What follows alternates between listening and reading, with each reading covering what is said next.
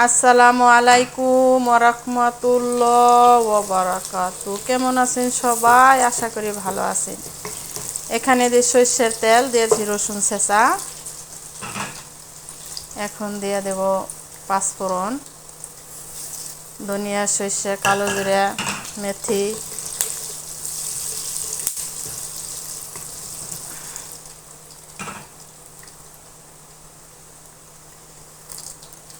এই যে বাম্বার একটু ভাপ দিয়ে নিয়েছিলাম, এভাবে বিচি আমি সব কিছু সবটির ফেলে দিয়েছি।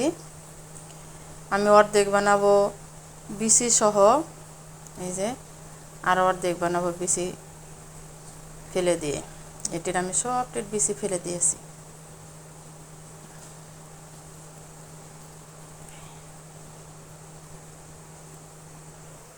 এখন আমি দিয়ে দেবো বাম্বার। বিসমিল্লাহ।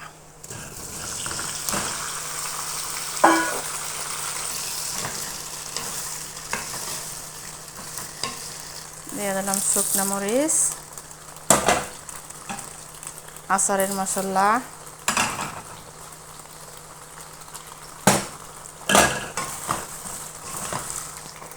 হলুদ, মরিচের শুকনো মরিচ ভাজা, টালা মরিচ ভাজে একটু গুঁড়া করে নিয়েছি।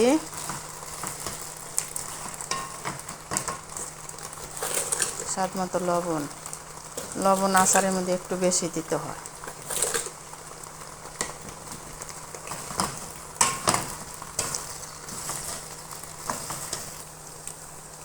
দিয়ে দিলাম তেঁতুল। তেঁতুল দিলে পাদে আবার এখানে আবার ভিনিগারও দেব। তেঁতুল দিলে স্বাদটা একদম বেড়ে যাবে। ভালো করে কষিয়ে নিব, এখানে পানি দেওয়া যাবে না।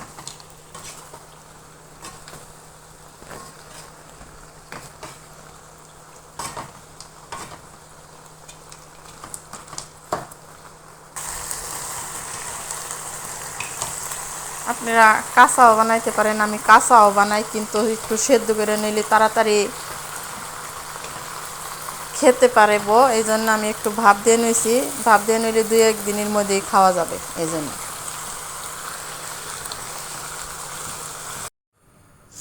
এখন আমি চুলায় দিয়ে দিলাম।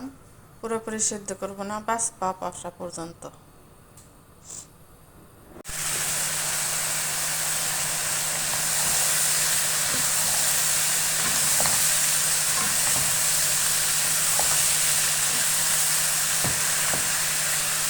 এখন দিয়ে দেবো সাদা ভিনেগার। ভিনেগারটা দিলে 1 বছরের নষ্ট হবে না।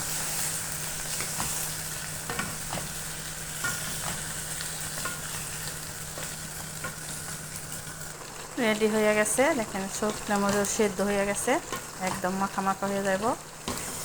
এখন আমি চুলার আঁচ বন্ধ করে দিব, অপেক্ষায় থাকবো ঠান্ডা হওয়া পর্যন্ত। ঠান্ডা হয়ে গেছে, এখন আমি কাঁচের জারের মধ্যে বইরা রাখবো। এই আচারটা খেতে যেন কি মজা। এটার নাম হচ্ছে বাম্বার। ভিটামিন, ক্যালসিয়াম, অনেক ক্যালসিয়াম আছে এটার মধ্যে, এই বাম্বারের মধ্যে। এটি ডায়াবেটিসের জন্য খুবই ভালো, শরীরের জন্য খুবই ভালো, বিষ ব্যথা।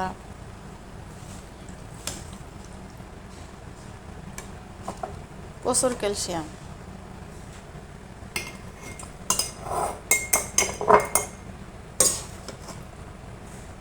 এটি 1 বছরের গ্যারান্টি, কোনো কিছু হবে না।